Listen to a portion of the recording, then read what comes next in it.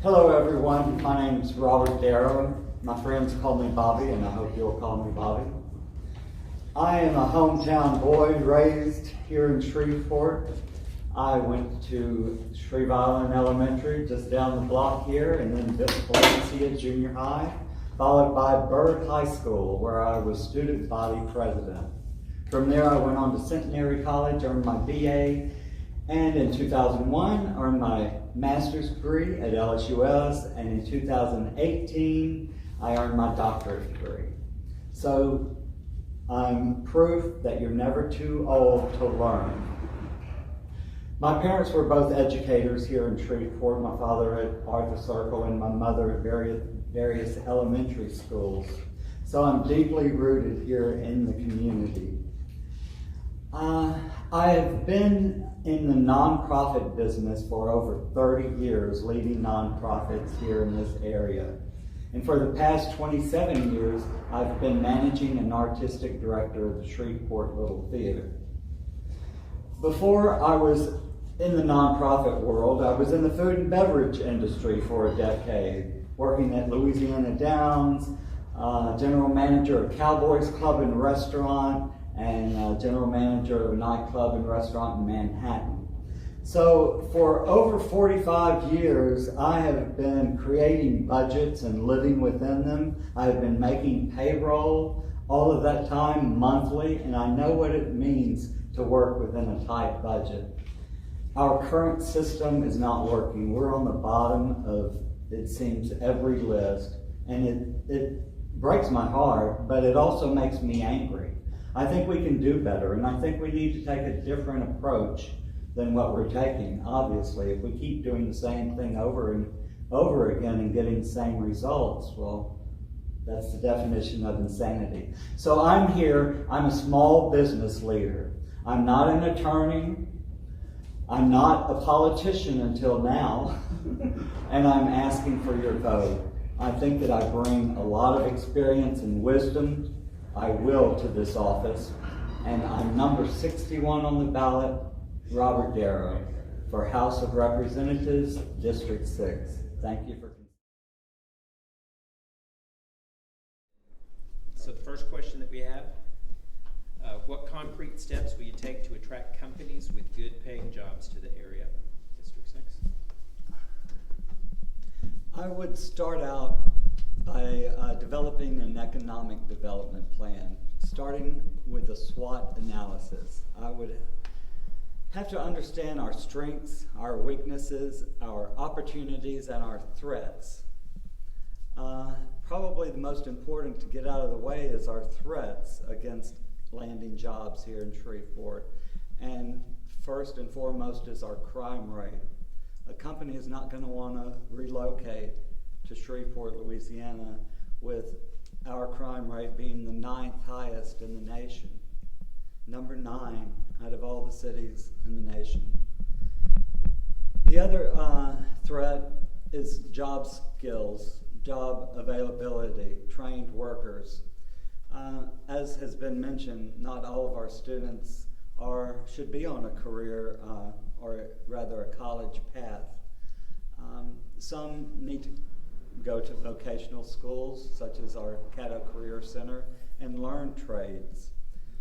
There are trades right now that are in great demand. Our teachers are needed, our nurses, welders in this area.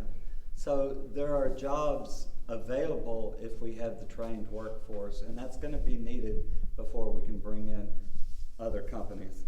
We also need to look at our infrastructure, look at where 3132 ends. It just dead ends. There's no access to the port. The 49 corridor, we need to extend that and connect that for our economy. Was that stopping time? That was it. Thank you.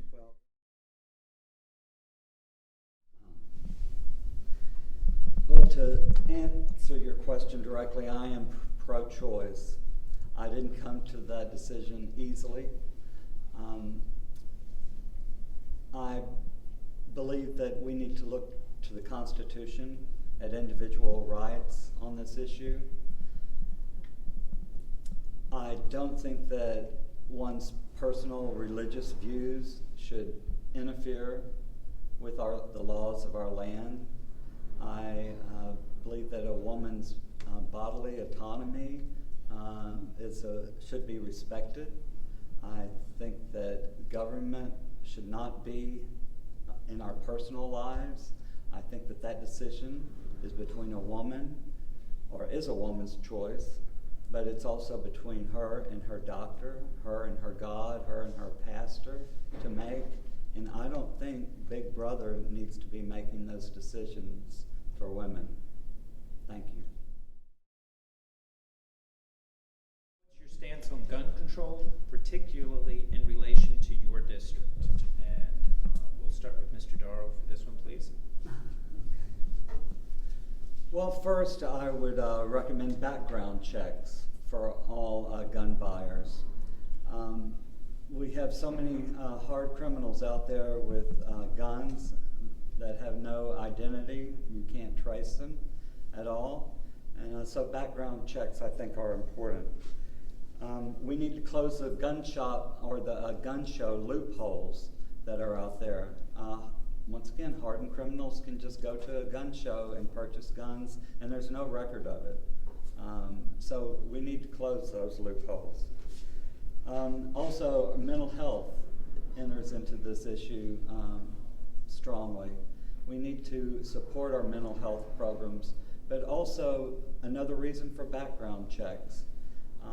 And also we need to have red flag laws where if a family member or coworker realizes that somebody is in distress mentally, or if there's a domestic issue, a fight going on, we should be able to contact the law enforcement and say, hey, should this person have a gun at this time in their lives? There's also safe storage issues and training issues with guns, especially if you have a concealed and carry permit. I support gun training and training for folks that have the right to carry a gun concealed. Thank you, Mr. Thank you. Given the importance placed on crime reduction by the public, how will you address this pressing issue? And Mr. Darrow. Well, you probably know this already, but this area is the #1 crime and murder capital and incarceration spot in not only Louisiana or the nation, but of the world. The #1 incarceration entity of the state. We have a recidivism, excuse me for not being able to speak today. Our returning population, prison population, is just a revolving door, and we've got to do something about that. As has been mentioned, we have rehabilitation programs that could be bolstered in our prisons.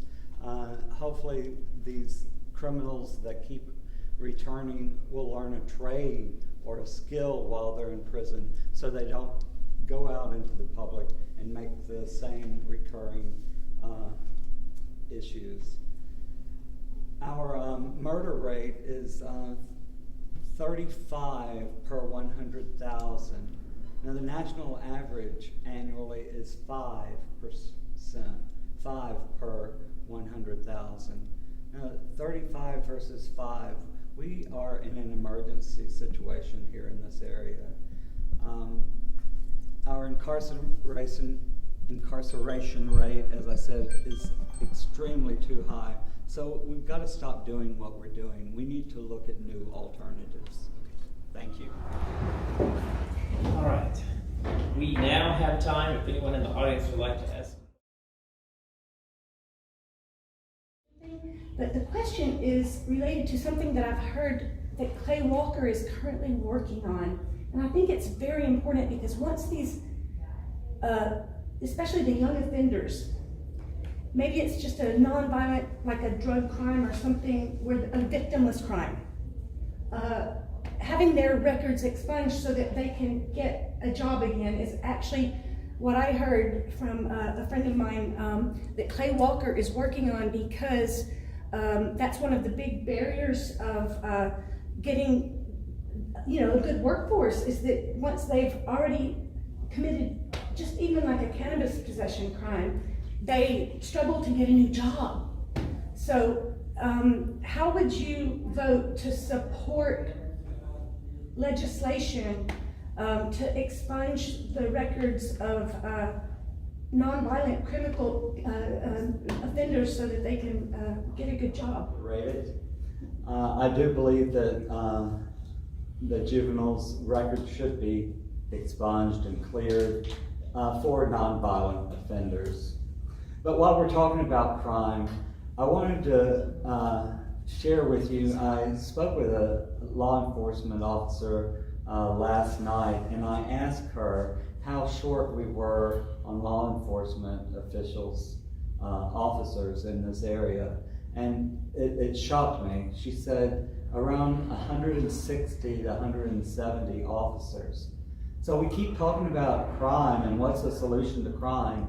Well, I'm not for higher taxes. I think we can live within our taxes, but our priorities are wrong. And we need to put our priorities on paying our law enforcement officers a living wage so that we don't have this gap in our crime enforcement here. How can we expect to be safe in our homes when we don't have officers on the street? So we need to prioritize where we're putting our money. Not only law enforcement, but education. What we talked about today, law enforcement, education, and jobs, they're so intertwined, and we need to get our priorities straight, and money talks.